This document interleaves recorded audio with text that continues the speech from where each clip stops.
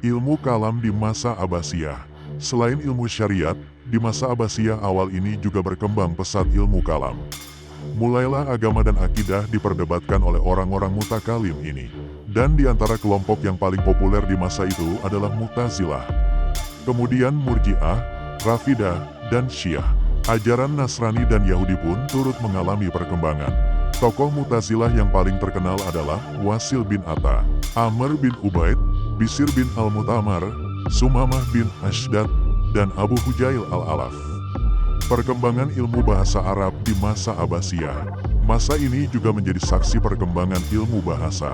Di antara ulama bahasa di zaman itu adalah Abu Amr bin Ala, Khalf al-Ahmar, al-Ashmai, Abu Zaid al-Ansari penulis buku An-Nawadir, Abu Ubaidah penulis Naqaid Jarir wa al-Farasdak, Muhammad bin Salam al-Jumahi dan Hamad ar-Rawiyah, Al-Mufdil ad-Dabi dan Abu Amr as-Syaibani, dan Abu Ubaid al-Qasim bin Salam.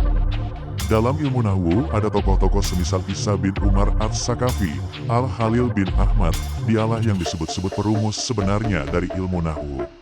Sibawayh, Muas bin Muslim al-Hara, Al-Kisai, dan Al-Fara. Penulisan sirah Nabi dan sejarah umat Islam di masa Abbasiyah. Kebanyakan ahli bahasa dan nahwu juga merupakan penulis sirah Nabi Shallallahu Alaihi Wasallam. Yang paling terkenal di antara mereka adalah Muhammad bin Ishaq, Ibnu Hisham, Muhammad bin Umar al-Waqidi, dan Muhammad bin Sa'ad penulis At-Tabakat. Penulisan sejarah juga semarak di zaman ini. Dan Abu Muhnif Lut bin Yahya al-Asdi, Saif bin Umar at-Tamimi, Hisham bin Muhammad al-Kalbi, dan al-Madaini, para penyair di masa Abbasiyah. Di masa ini juga banyak terdapat penyair-penyair hebat seperti Bashar bin Bar, Abu Nuwas al-Hasan bin Hani, Abu al-Itahiyah, Muslim bin al-Walid, dan Abu Tamam Ubad bin Aus. Sajak dan prosa atau natsar juga tak kalah berkembang di zaman ini. Hal ini dikarenakan pengaruh budaya Yunani, Persia, dan India, yang memang terkenal dalam ilmu ini. Cabang ilmu sajak dan prosa yang terpenting di zaman ini adalah khotbah dan nasihat. Kemudian diskusi, surat resmi atau perjanjian dan wasiat, korespondensi, dan sastra. Gerakan terjemah di masa Abbasiyah. Harun al-Rasyid termasuk khalifah yang paling bersemangat dalam mengembangkan ilmu pengetahuan di masa Abbasiyah awal. Ia membangun perpustakaan besar yang ia namai dengan Baitul Hikmah. Di dalam Baitul Hikmah, ia himpun para penulis, para penerjemah, dan penyalin naskah. Yang paling terkenal di antara mereka adalah Sahal bin Harun, Al-Husain bin Sahal, dan Fadl bin Naubahti. Mereka adalah pengalih bahasa Persia ke bahasa Arab. Kemudian ada Hunain bin Ishaq, Yuhana al-Bidrik, dan Yuhana bin Masaweh.